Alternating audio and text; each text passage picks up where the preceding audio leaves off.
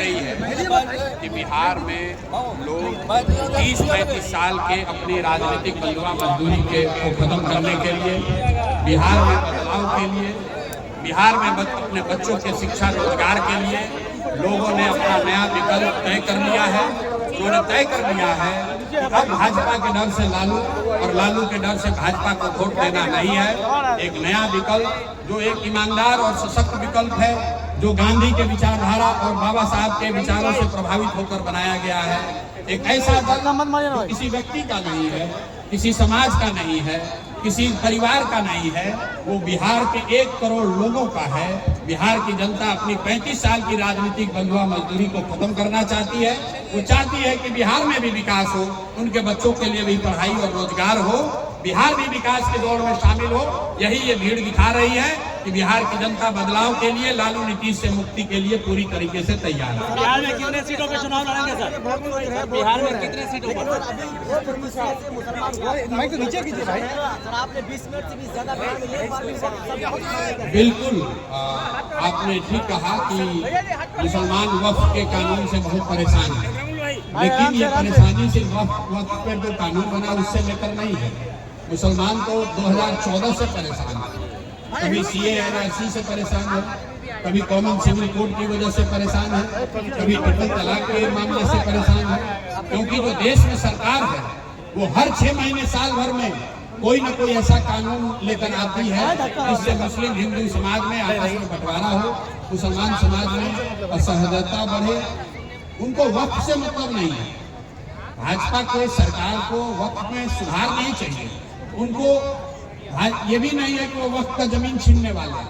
मैं आपको बता रहा हूँ, वो सिर्फ हिंदू मुस्लिम का पोलराइजेशन करने के लिए, आपस में लड़ाई लगवाने के लिए इस तरह का काम करते हैं। यहाँ पर लोगों को याद होगा CA/NRC का कानून बना था, तब बताया गया कि जो मुस्लिम घुसपैठिए हैं उनको हटाने के लिए कानून बनाया जा रहा है।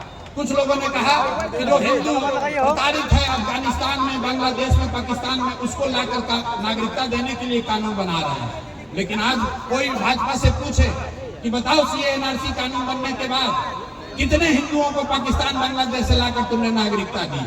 किसी को नहीं दिया। मेरे भाई, CA/NRC किसी हिंदू की मदद के लिए नहीं था, किसी मुस्लिम घुसपैठिए को हटाने के लिए नहीं था। वो सिर्फ वोट के पोलराइजेशन के लिए बंगाल में चुनाव लड़ने जीतने के लिए लाया गया था। उसी तरह वक्फ का कानून लाकर सिर्फ हिंदू मुसलमान के बीच में खाई बड़ा करने की बात की जा रही है। लेकिन मैं जो आपको कह रहा हूँ, उससे डरने की कोई बात नहीं है। 20 करोड़ आबादी वाला समाज, उसको डरने की जरूरत नहीं है। अगर वो अपने पैर पर खड़ा होगा, अपने सही रास्ते पर, जो मैंने बात बताई, प्रशांत किशोर जो कह रहे हैं वो नहीं, जो इस्लाम में रास्ते बताए गए हैं, अगर वो खड़े होंगे, अपने सही रहनुमाओं का चुनाव करेंगे, अपने बच्चों की चिंता करेंगे, हक के साथ खड़े होंगे, बातिल का विरोध करेंगे, तो निश्चित तौर पर उनको आगे उनकी जिंदगी में सफलता भी आएगी। किसी लालू, नीतीश, प्रशांत किशोर के पीछे चलने की जरूरत नहीं है। आप अपने पैर पर खड़ा होइए। आपके पास संविधान के जरिए ये सुविधा, ये ताकत दी गई है। आपको डरने की जरूरत नहीं है। लोकतंत्र है, कभी कोई जीतता है, कभी कोई हारता है। डरने की जरूरत नहीं है। आज दौर चल रहा है जिसमें भाजपा जीत रही है, लेकिन इनको हराया जा सकता है। मैंने आपको फॉर्मूला बताया। आधे से ज्यादा हिंदू आज भी भाजपा को वोट नहीं देते हैं। जिस दिन आधे से ज्यादा हिंदू और मुसलमान एक साथ आ गए तो 60-70% की आबादी है, भाजपा को जड़ से उखाड़ कर फेंक देंगे।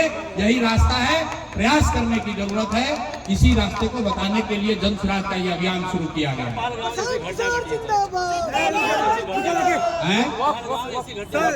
पहलगाम जैसी घटना घटी है तो उसके लिए देश में संसद है, देश में लोगों के द्वारा चुनी गई एक सरकार है, पक्ष है, विपक्ष है। कुछ मामले जो हैं वो हम लोगों को देश के लिए छोड़ देना चाहिए। गांव में नाली गली नहीं है तो मुखिया उसके लिए जिम्मेवार है। अगर पढ़ाई रोजगार नहीं है तो उसके लिए राज्य सरकार जिम्मेवार है। उसी तरीके से देश की सुरक्षा, विदेश नीति, ये केंद्र सरकार का मामला है। इसको हम लोग को गांव-गांव आपस में झगड़ा लगाने के लिए इसका इस्तेमाल नहीं होना चाहिए।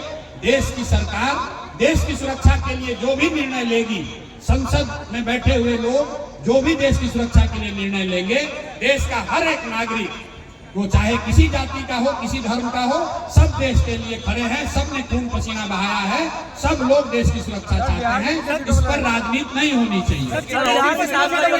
कहीं तो गठबंधन की ओर इशारा नहीं कर रहा। ओवैसी साहब का जो चर्चा है कहीं गठबंधन की ओर तो इशारा नहीं कर रहा।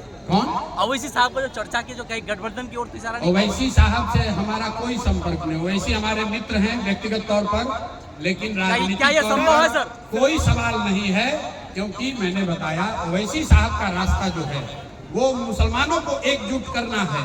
हमारा रास्ता जो है वो ये है कि मुसलमानों को उन हिंदुओं के साथ एकजुट करना है जो सब मिलकर भाजपा से लड़ना चाहते हैं। दोनों में फर्क है, इसलिए हम लोग का दोनों में कोई आपस में संबंध नहीं है। भाई, बिहार में सरकार बनाने के लिए हर उस वोटर की अहमियत है जो बिहार में अपने बच्चों के लिए भलाई चाहता है। हर उस वोटर की अहमियत है जो बिहार में व्यवस्था परिवर्तन चाहता है। हर उस वोटर की अहमियत है जो बिहार में 30-35 साल से चल रहे लालू राज से मुक्ति चाहता है। हर उस वोटर की अहमियत है जो चाहता है कि लालू के डर से भाजपा और भाजपा के डर से लालू को वोट देने की जो राजनीतिक बंधुआ मजदूरी है, इससे निकलने का कोई विकल्प मिले, और वो विकल्प का नाम है जनसुराज। 243 सीट।